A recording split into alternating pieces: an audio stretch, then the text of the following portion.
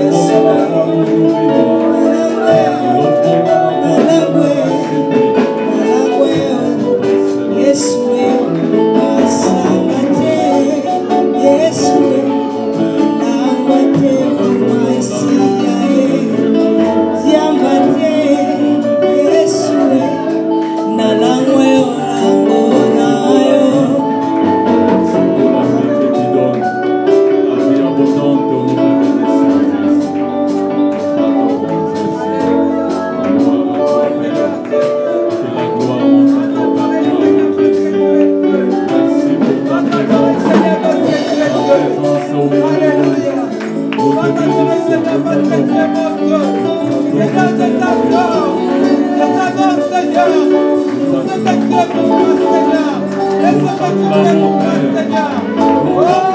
Nous t'acclamons, Jésus. Nous t'acclamons, Jésus. Nous t'acclamons pour ta présence en ce lieu. Merci, car tu es là au milieu de nous. Et c'est toi qui nous fais vivre. Tu dis dans ta parole que tu sièges au milieu de la louange et de l'adoration de ton peuple. Merci pour ta présence dans ce lieu. Nous te bénissons. Nous te rendons toute la gloire. Nous te rendons la puissance et l'honneur. Au nom de Jésus. Alléluia.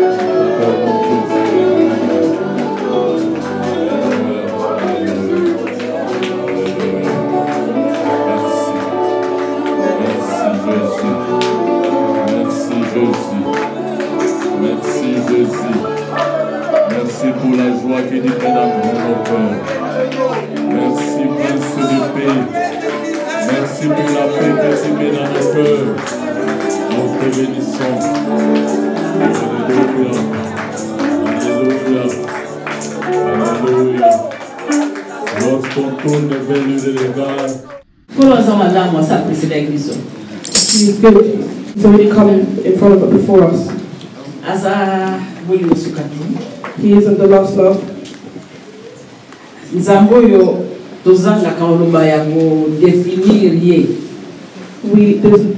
don't have enough words to define him. Nzamboyo apesa biso maloba kasi tozaka na maloba te pour ko exprimer oyeza kati na biso. He gave us speech, but we don't have the right words to explain what's inside of us. A lot of the time we just say that you are good. Hallelujah. Amen. Inside the house. If I just think of something God has done for me, I just say you are Hallelujah. Amen. I just say you are the Father. Le musuingai comme mangai na beta ni bakuto nini me asali na ndenge na ye na bibio za papa. If I think of a situation I didn't understand that could have made me fall, and he's helped me, I just say he's gone. Because I look at us, the hearts of us believers. We make quick decisions. If a child's not listening, you make a quick decision. And you just do it. But if I see how many times the Father is patient, how many times, even if you don't understand, he intervenes. Even if we weren't in the way he did. That's when we say he never leaves us. Alléluia. Amen. Alléluia. Amen. Kolo merci mingi. Oza bolingo sukate. Papa oya tonda bolingo na tina na biso. Oza moto na liboso olingaki biso. Tango toyebaki yo te olingaki biso. Tango tozalaki koboya yo okufaki mpona biso. Et tango biso tozalaki koyina yo osilaki kolimbisa biso. Venkolo obegi biso na kati na présence na yo. Topesi yo lokumu nyonso. Totondi yo papa. Oite maluba ezalité oyeleki kotonda yo papa. Oito koyi kozala na. Merci pour la temps biso. Et merci pour la santé madame. Oye ko permettre biso to kalindo bana. Okumisio elimona nzambe kozala katikati na biso. Yo oyebi kokoma makomi na yo kati na mitema na bato. Koma maloba na yo kati na mitema na biso nkolo. Oyo ete ntango nyonso toyeba kotanga yango mpe tososola oyo ezali volonté na yo. Merci mpona kosunga biso. Tobondeli na kombo na Yesu Masiya. Oyo azali mokonzi mpe mobikisi. Tolobi amen. Amen. Amen. Mama Binette tanga zoloba. When Mama Binette was talking. Is that Mama Binette? Is it Mama Binette? Yeah. Because I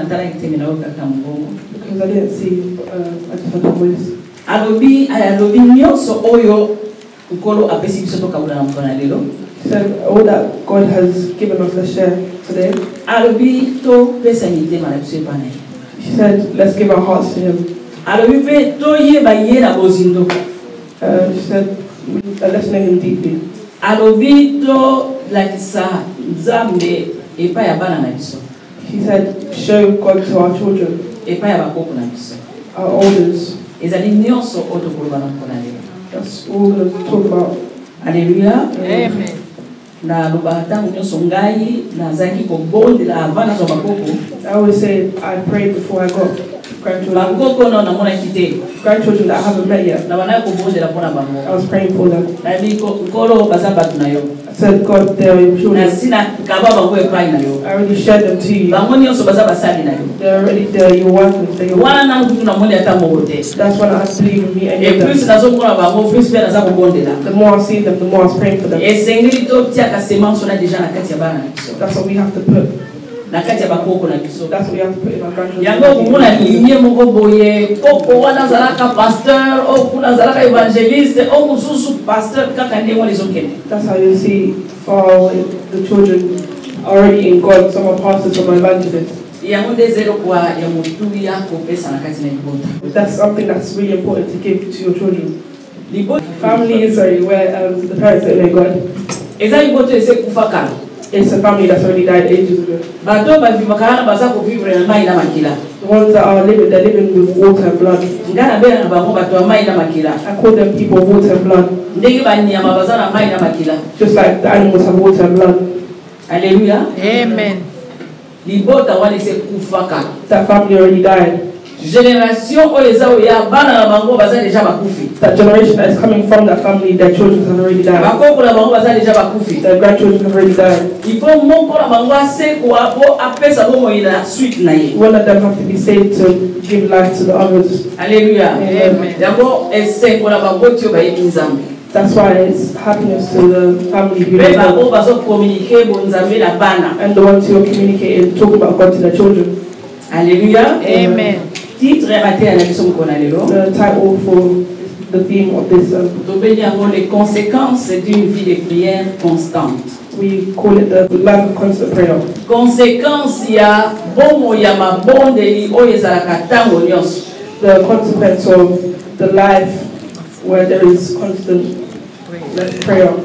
Hallelujah. Amen. Amen. Amen. I think that's what I'm trying to say.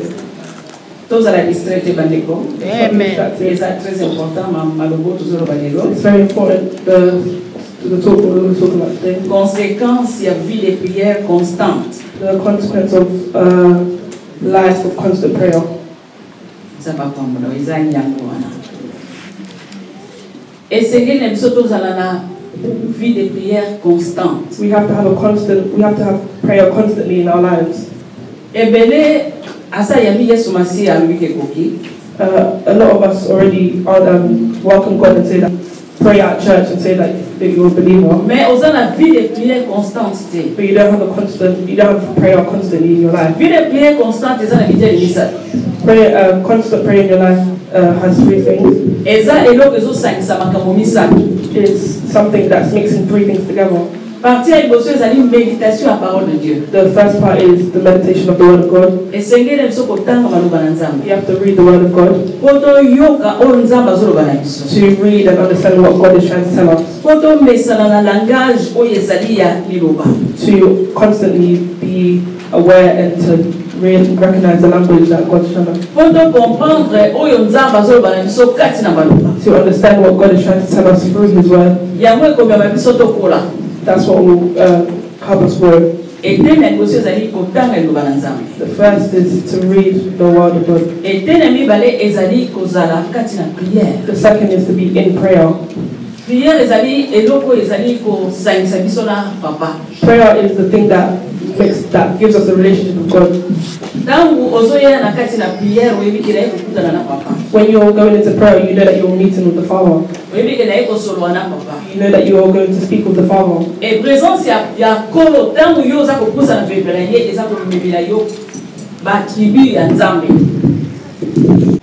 When you're getting nearer to God, it brings you everything that God gives. As I was saying, the closer we get to God, the more attributes of God we get.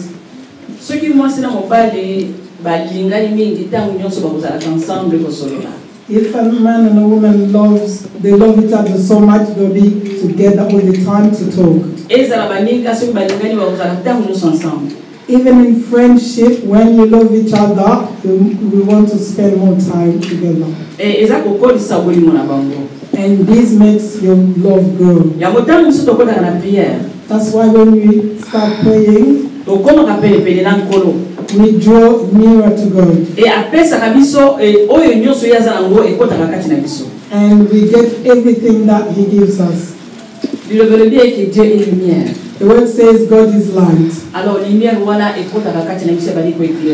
And that light gets through to us and starts enlightening us. The word says that the world is darkness. Just imagine being a light in the midst of the darkness. It means you are different from those who are not the light in the world. This is spiritual matters. We cannot see it with our naked eye. That's how God and the devil see us. That's how the devil's agents see us. The person who grows nearer to God is always in the light.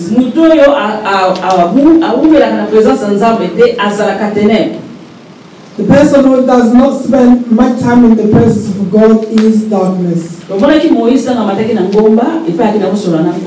saw when Moses went to the mountain to speak to the Lord. When he came down, the people waiting for him could not look at him because his face was shining and glowing because he was in the presence of the Father.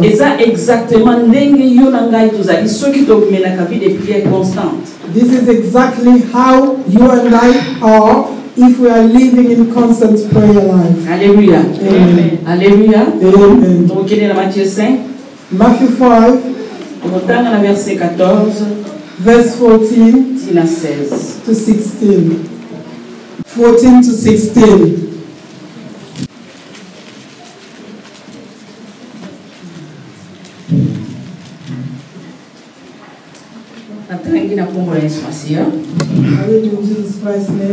Vous êtes la lumière du monde. Une ville située sur une montagne ne peut être cachée.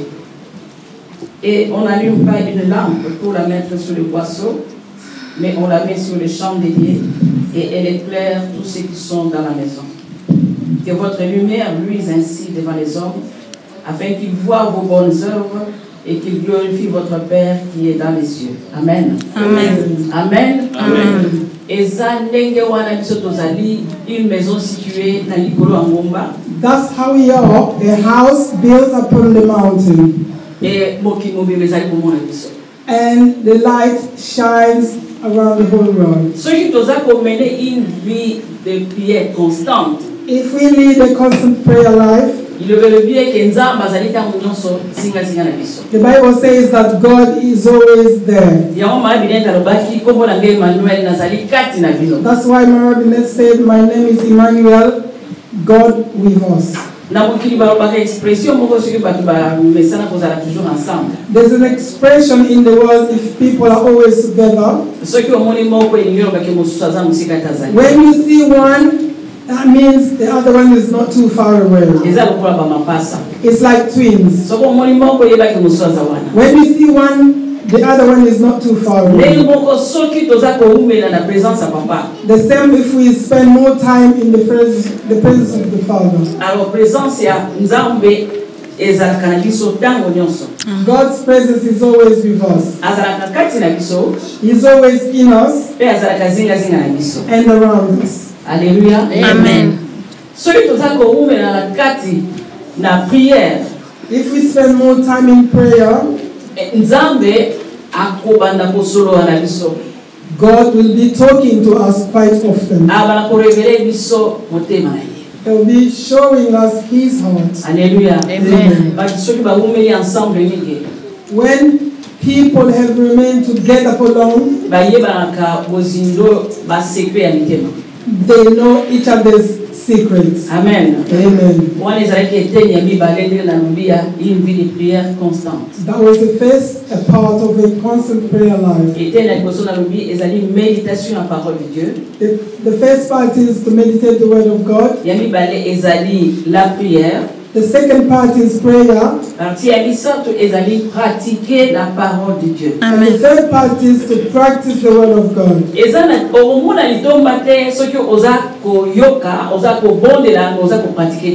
You will not get rewarded if you are praying and not putting the word into practice. That's where the devil catches children of God. Pratiquer la parole de Dieu. Put the word of God into practice. It does not depend on you. It's because God says so. It might be hard. It might not work. But God says do it. And you have to do it.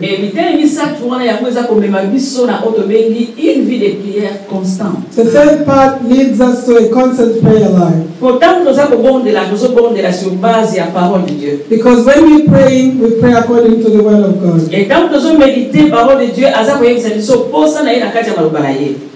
And when we practice the word of God, He tells us what He wants. Et tant que nous pratiquons nous pratiquons la parole que nous avons lue. And when we put it into practice, we do so according to the word that we've read. And that pleases God, hence He blesses us. And that will draw us nearer to Him.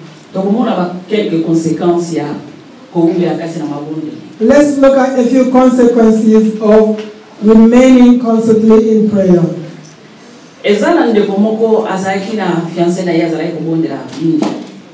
There's someone who had a fiancé who was praying a lot.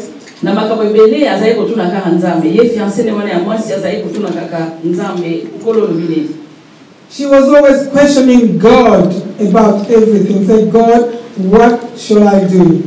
Alors, fiancé ya mobali azali ko sepela ngote. And the man was not happy with her. Alors lui que toza sur la terre. He said, we are on earth. Et Dieu est dans le ciel. And God is in heaven. Why do you always ask God whenever you want to do something, because He's up there and He's not down here?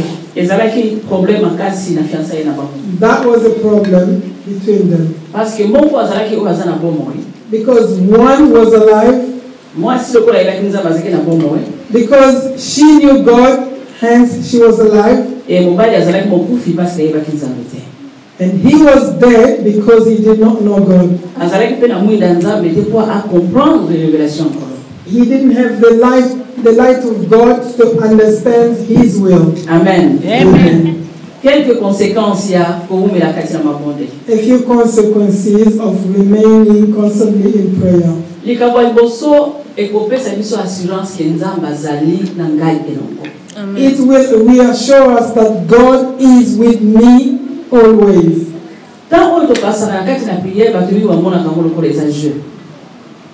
When we spend more time in prayer, so many people take it as a job.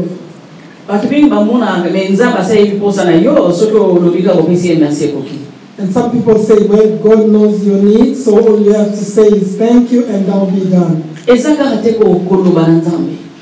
It's not just talking to God.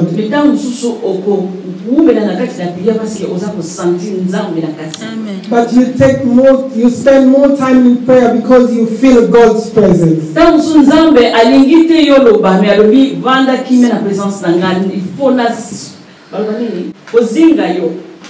Sometimes God says, do not say anything, just keep quiet and I will surround you and unfold you and unwrap you. Amen. Hallelujah. Amen. Amen. Sometimes you go into the presence of God.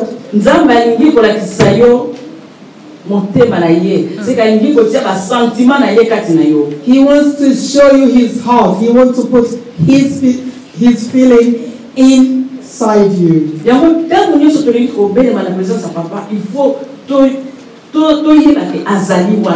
That's why every time we want to go nearer or get closer to God, we must remember that He's always there. Reassurance of knowing that God is always there. Sometimes when I watch movies and they take someone into hostage,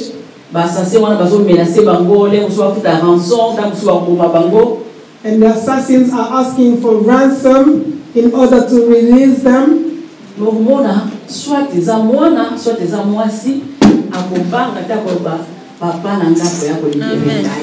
And sometimes it's whether a child or a wife, they will not be afraid because they will say, my father will come and release me.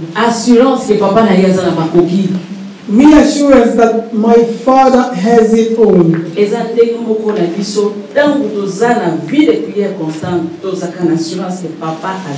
It's the same with us. When we spend more time in prayer constantly, we are assured that He is always with us.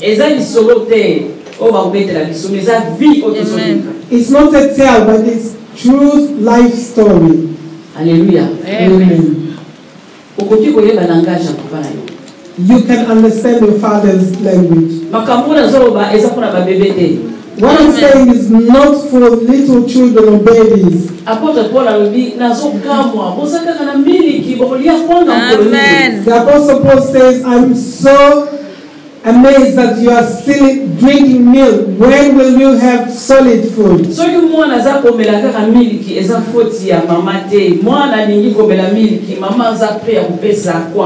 Amen. If a child is constantly drinking milk, it's not the mother's fault. It's because the child only wants milk and not solid food.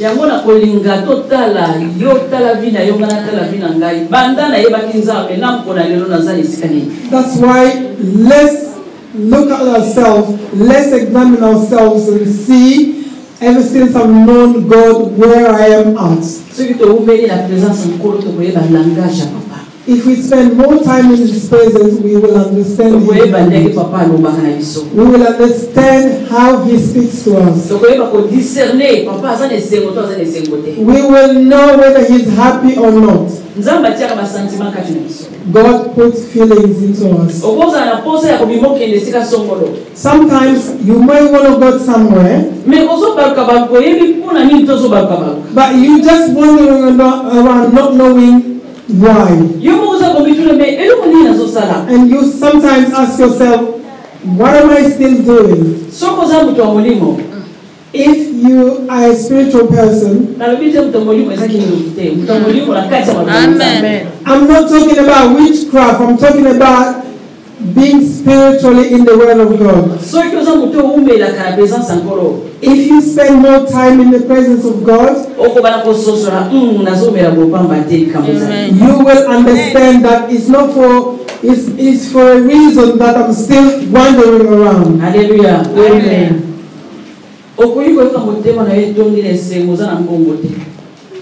Sometimes You might not have money, but you're still happy. I'm talking about spiritual language. How God speaks to us. You don't have money, but you are so happy. You just sing for no reason in the house. Amen. God is releasing us.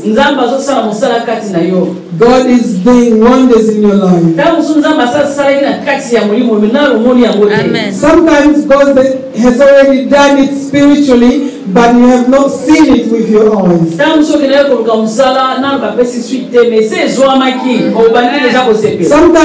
you go and look for a job before you even get it. You're so happy because you know that you've got it already. God has put joy in your life, in your heart. Sometimes you feel so angry. Not that you are angry, but your heart is saddened, it's crying. Sometimes it's God's way of telling you that I'm not happy with what you want to do. I don't want you to go where you want to go because I'm not happy. Hallelujah. Amen. Amen. Sometimes it happens even when you want to eat something. You love something so much, but when you see it, you just can't bother anymore. That is the way God speaks to us in so many ways. God can speak to you in numbers. Hallelujah. Amen. Amen. Something is with me. Amen. I mean, someone is with me. So he can talk to you in numbers. He can sometimes say 4 past 4. Sometimes you just say, well, the more you think about it, the more you understand that God is telling me something. When I was growing spiritually, I always woke up at 3 a.m. I didn't have an alarm. I didn't set the alarm, but 3 o'clock, I wake up and I start praying. Sometimes I'm up until 5. And this morning I get ready to go to work. But sometimes I was so tired. I said, oh, let me just sleep and pray in the morning when I wake up. 3 o'clock, I wake up and say, oh. When I went to close my eyes, I feel like a smack on my leg. I look around, there's no one.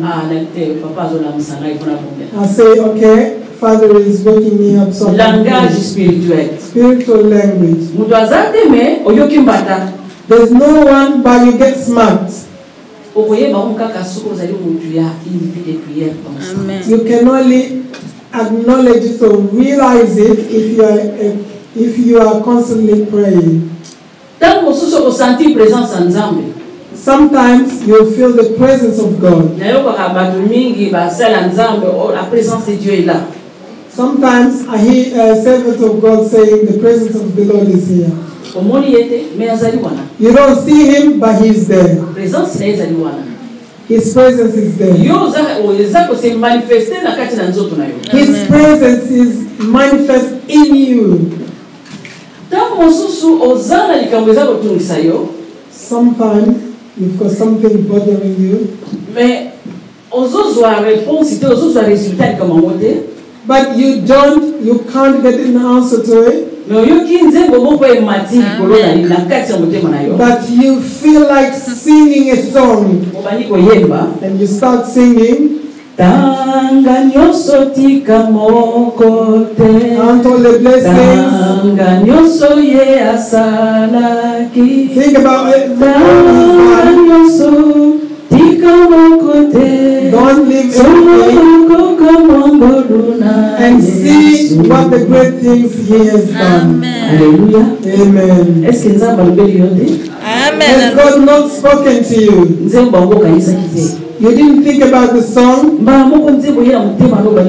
all of a sudden you start singing God's language because you are closer to Him all the time. Hallelujah.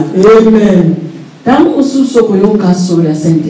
Sometimes you can smell the Holy Spirit. The Holy Spirit has got a particular smell or sense. Amen. Because He is a human being. Sometimes you can sense Him, you can sense Him, but you don't realize that it is Him. But if you're always with Him, you can smell Him. C'est pour te dire que je suis avec toi. That to say that Jesus is with you. I'm here with you. Conséquence présence permanente ya nzambe na bongo na biso. That's why I said the first consequence is His permanent presence in our lives. I'm giving these examples to let us know that He's always there. Only with the one who draws nearer to Him constantly. Amen. Amen. Amen. Amen. Yami bale asutena kabiso pe intervenaka na ba basi na biso. Amen. Number 2, He supports us and He always intervenes in our pain. Eza ba koko bi bale ba zalaka na nursing home. 2 elderly person who stay in the nursing home. Moko abela arthrite, c'est maladie mikuwa, c'est akoma ferme, zote za sous flexible. One suffers from arthritis and the body has become so stiff. Oh, so zalekile malamu mwaza kutambula malamu te. The other one was not too bad, but Ozaraki na arthrite lié wana nde azaki maladi bamemie na hospital. The one with the arthritis was the one who was sick and who was taken to the hospital. Alors moninga na ye obazaka ya lubikape na utikala te ngapi na kuya na hospital. And the other one, the friend said, I'm not saying I'm coming with you. Bakoko ba 80 bakoko ba 90 ans. They're in their 90s.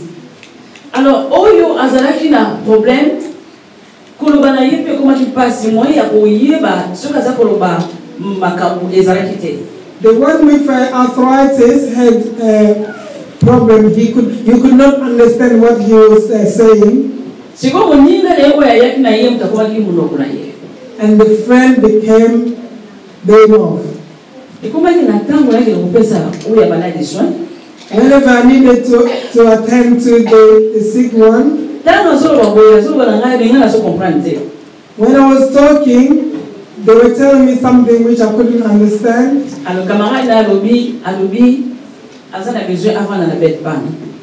And the friend said she wanted to use the bedpan.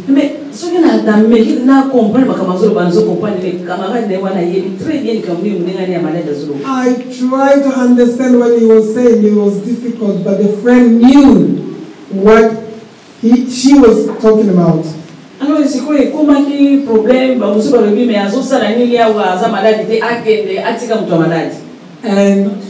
other people started complaining to say that she was not sick, she should go and leave the sick one there. And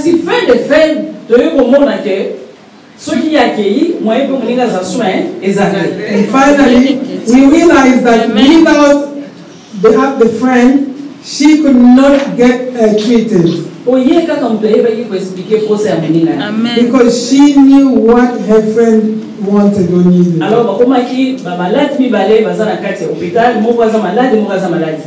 So we had 2 patients, one who was not well and one who was well. Il fallait pas faire ça, mais na oyo asaki ko interpréter pour na moninga. They had to give the friend a bed as well. And she said that we are always together in the nursing home. And I thought I couldn't leave her. I had to come to help her. I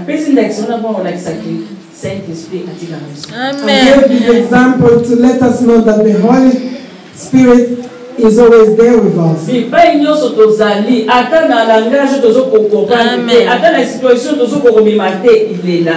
Wherever we are, whether in difficult situations, He is always there. Intervening. Hallelujah. Amen. We look at Job. Whenever I think about his pain, sometimes I think about it and I start crying. Whenever I go back to look at his history or his story, I say mine is nothing compared to what he went through. Hallelujah. Amen. I think you complained a lot this morning. I think you complained a lot last week. You thought God is not doing anything. Maybe in your prayer you thought, well, God is not even listening. Let me tell you that your situation is nothing, nowhere near to what Job went through. I'm just imagining him being there and then they come to tell him that the fire has destroyed and burned all the animals.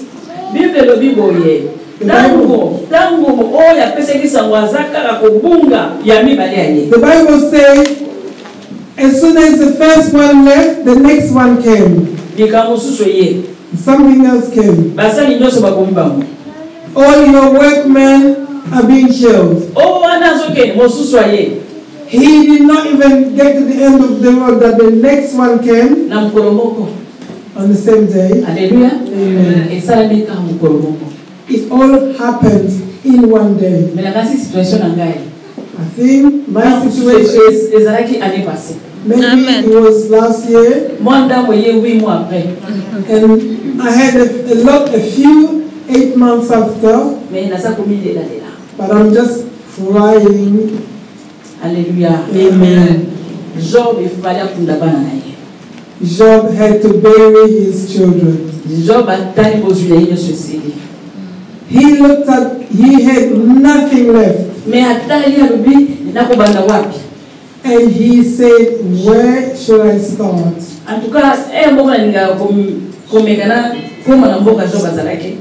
Sometimes I just imagine being where he was living. I can see him taking a shovel, digging. He kept on digging. He just looked at the corpse lying around there. He looked up.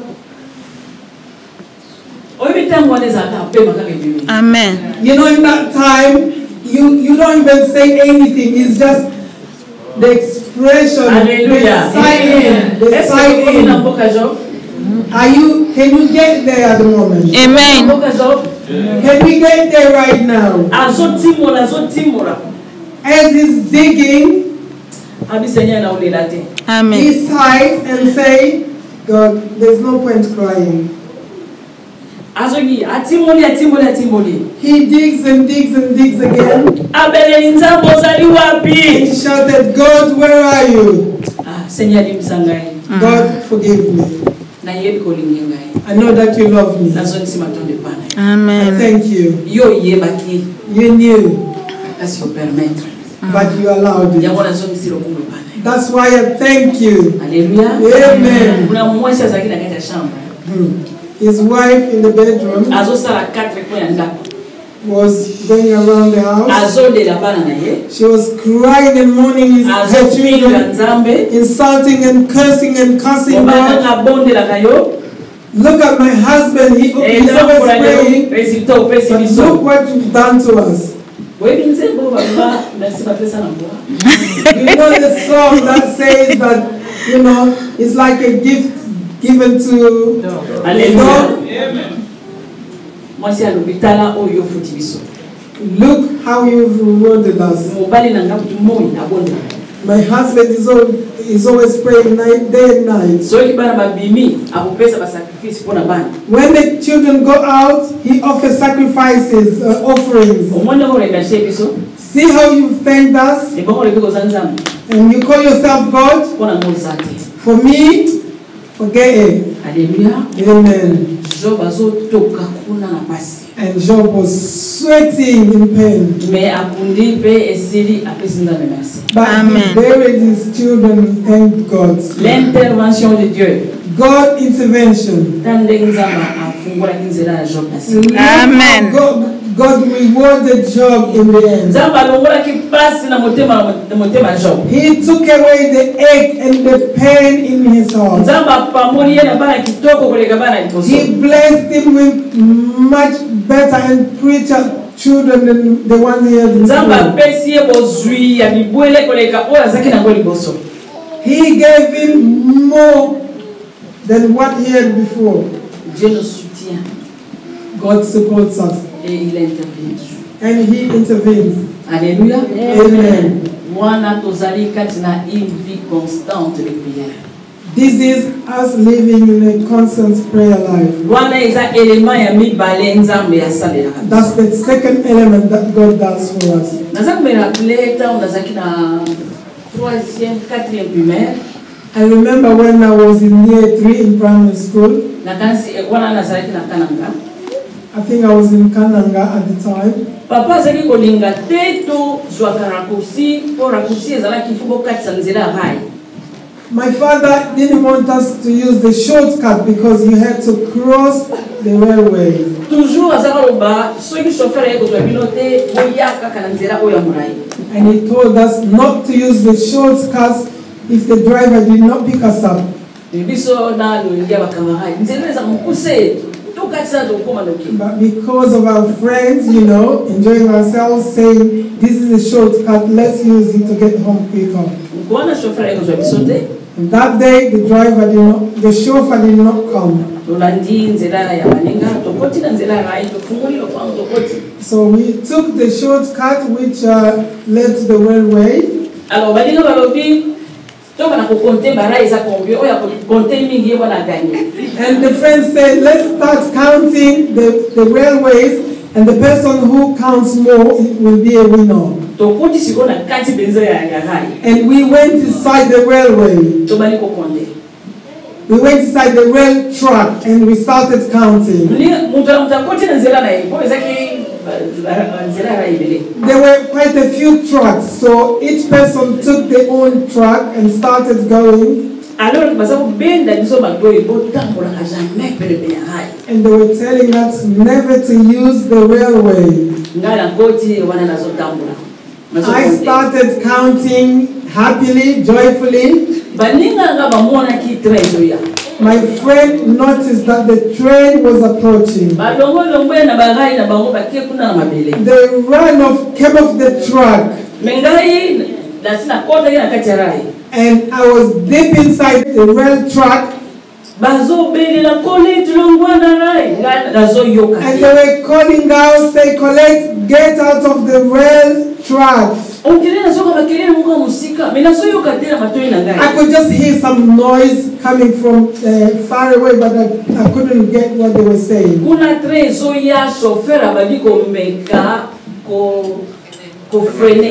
And the train, as the train was approaching, the conductor started to slow down. They were calling out, screaming, shouting, but I couldn't hear them. I was just counting so happily up to 120. And I said, yes, I've won. I didn't even notice that all my friends were not there.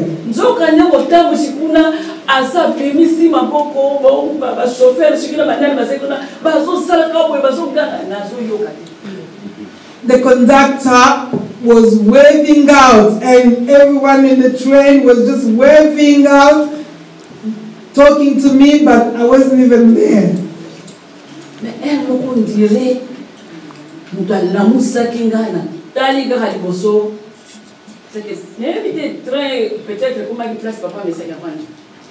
So, I don't know, it's like someone awoke my spirit.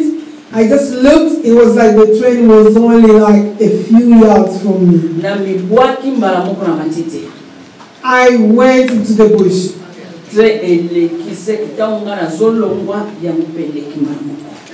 And the train sped in such a way that I can't even understand it.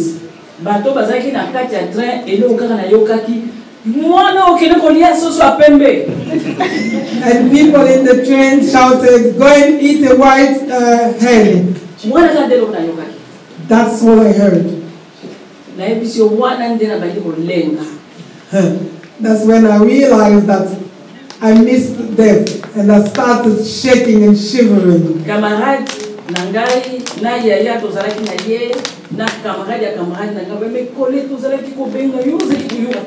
And my friends said, Colette, we were calling out, but we did not listen or hear us. And I said, I never heard anything. Hallelujah. Amen. I was not living a constant prayer life. I was a child, I was a kid in primary school. But my mom was a constant prayer woman. God supports us and He always intervenes.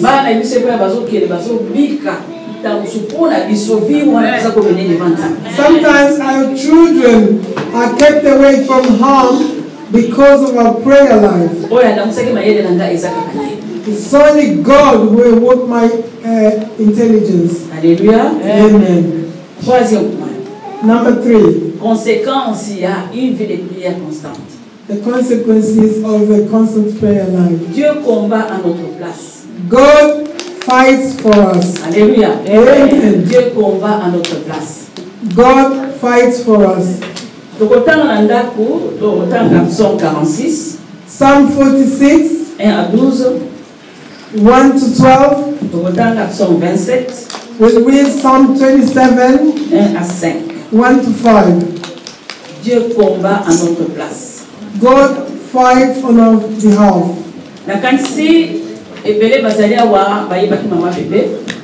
I believe so many people here knew the late Mama Bebe.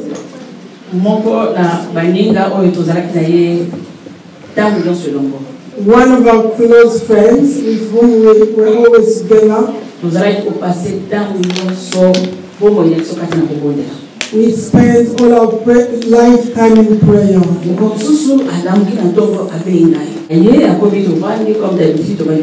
She came, we started talking as usual. She says, I've got aches and pains all over.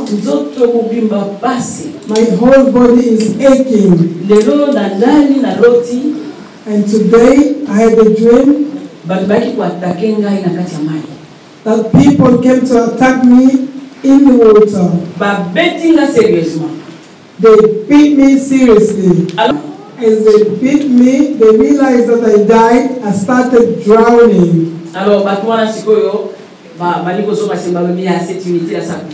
And they said, oh, let's just stop it because she's already dead anyway. As I was drowning, inside me. Namoni nzoto nanga mobimba bakomi malobo eza na kati ya Bible. Bible mobimbe komami na nzoto nanga. I saw the whole Bible written into my body. C'est que nzoto ne mobimbe eza kama komi parole de Dieu. My whole body had scriptures on it. Bato bazoma kisi babana ko observer ngai. And the people were observing me. And they said, look, that he is there. It means the one who is the true word is there. Amen. And they took a runner. And that's how she woke from her sleep. When she told me that, I said, God is really Amen. The scripture that was written all over her body is the scripture she always reads. Et Dieu est la parole. And God is the word. Alors,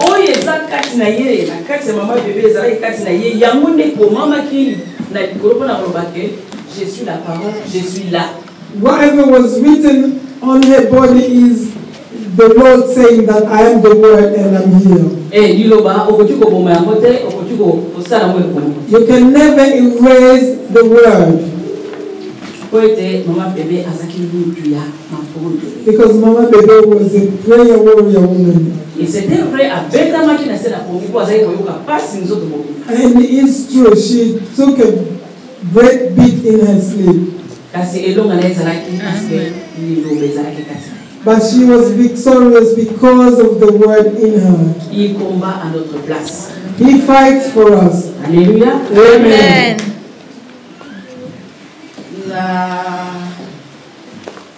À 6 ans d'âge, nous allons à Kisangani. When I was 6, we were in Kisangani. Et le lieu de mon côté, nous avons eu les solos et à mon moko moyibi comme les aki angwalima. They told us about a great thief. His name was Angwalima. You guys don't know, but we know it. He was so faithful that he was really bad.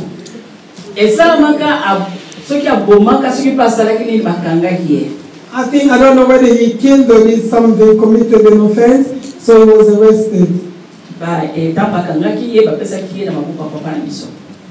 When they arrested him, they brought him to my dad.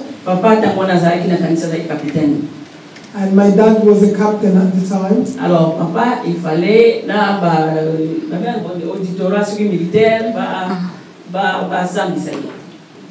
my dad, together with the military audience, had to judge him.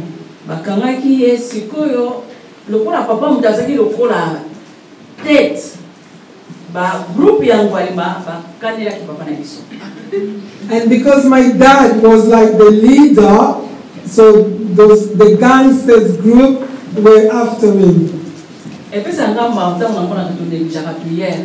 Amen. It saddens me when I realize that we neglect prayer because we don't know what impact it has in our lives.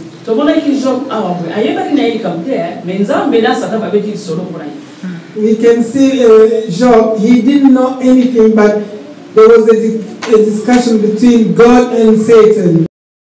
Alors, mon frère officier, azaki ko sala na papa et le côté mazaki ko sala na abia ka oni les gens qui ne côté mususu azalaki complice na batwana ya ngwalima. Okay, one of the officers was an accomplice with the gangsters group.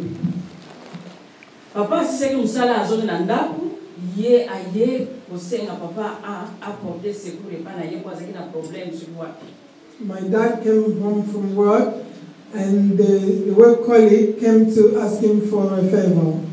Biso na damu wana tozalaki batu wa mabonde kubonde en famille papa mama biso nyonso en famille. And at the time we were praying together as a family. Alors papa wana tanga giye ezaki na butu alobi atuka mon capitaine osumangata na sana problème. When that man came, it was at night, he said, "Captain, I need your help." Papa il sait qu'il m'a manqué, mais Albi quand même dit qu'il y a son nom. My dad hesitated a little bit, but he said, let me just go and help him out. It was around 9 p.m. They drove away in the jeep. As children, we just went to sleep. There was no problem. Mom woke up at 1 a.m. and Dad was not back yet. And when she woke up, she had these funny feelings.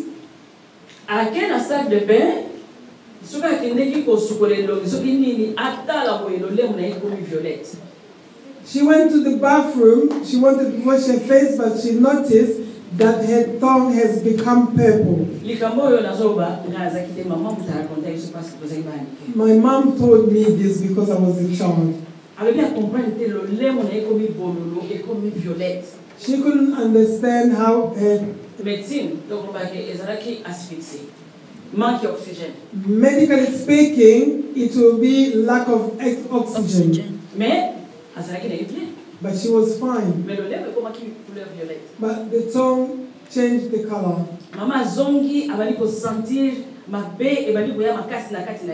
And Mom started getting this weird feeling, got worse and worse. And she started praying. Up to 4 o'clock, Dad was not back home yet. Where my dad went with his colleague,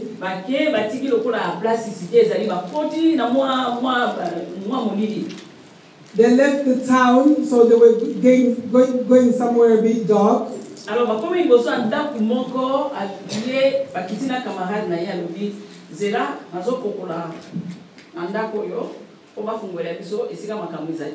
And they got somewhere, the friend said, okay, let me go and knock on the door, because this is where things are happening.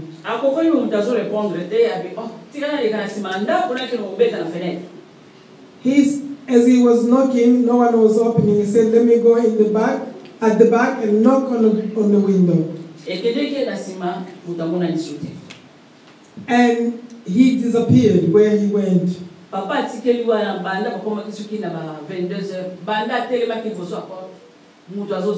my dad was waiting at the front door since 10 p.m.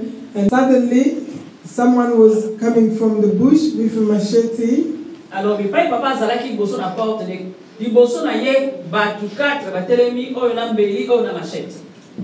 And there were 4 people standing in front of him, holding machetes and knives.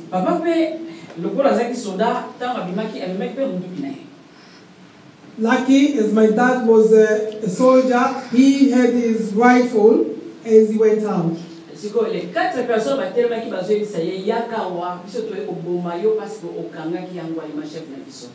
And the 4 men said, come here, we're going to kill you because you arrested Angwalima, who is our gang leader. And my dad said, you come to me, I'm not coming to you.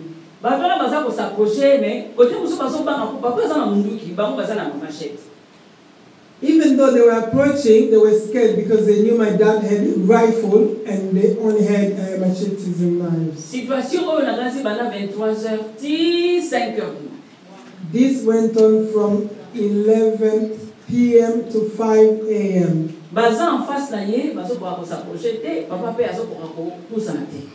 They were confronting each other without one person taking a step forward.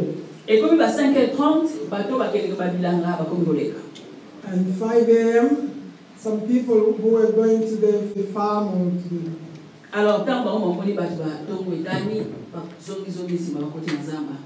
And as the sun rose, they just ran away and went back to the bush. What stopped the 4 men from doing something from 11 p.m. to 5 a.m.? Dieu intervient toujours, Dieu combat à notre place. God always intervenes and fights for us. Dieu combat à notre place. God always fights for us. Impossible, because He could not overcome.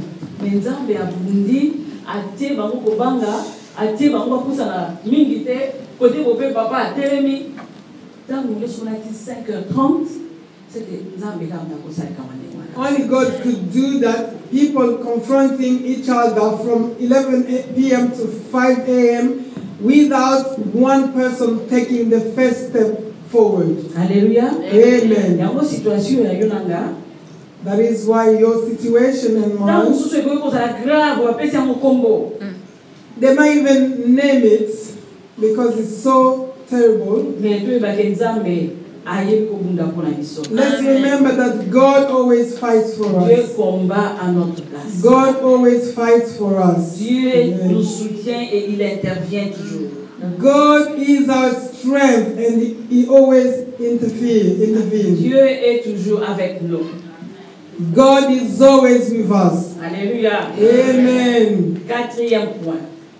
Number 4. Ce qui nous a mené une vie de prière constante, Dieu le fortifie. Amen. If we pray constantly, God strengthens us. Matthieu 26. When we go home, let's look at Matthew 26. Verset 40. Matthieu 26, 41. Matthew 26, 41. Luc 22. Luke 22. 39 à 40. We saw when Moses went to the mountain to speak to the Lord. When he came down, the people waiting for him could not look at him because his face was shining and glowing because he was in the presence of the Father.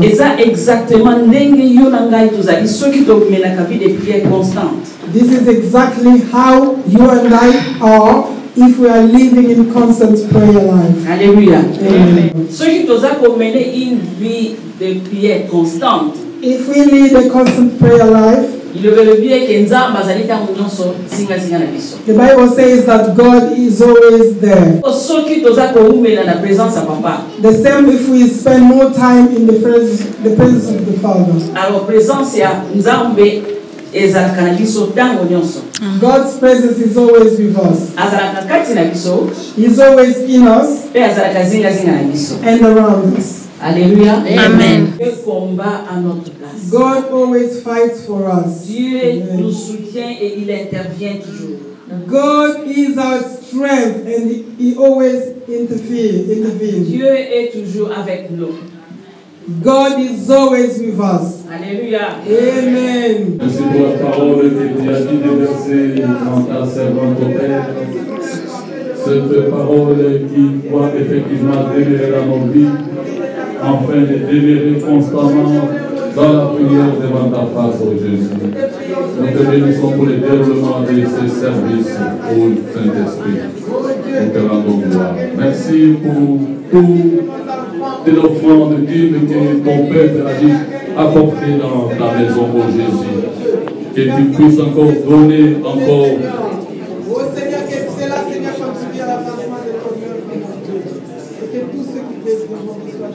Nous te remercions dans tout ce que tu as fait.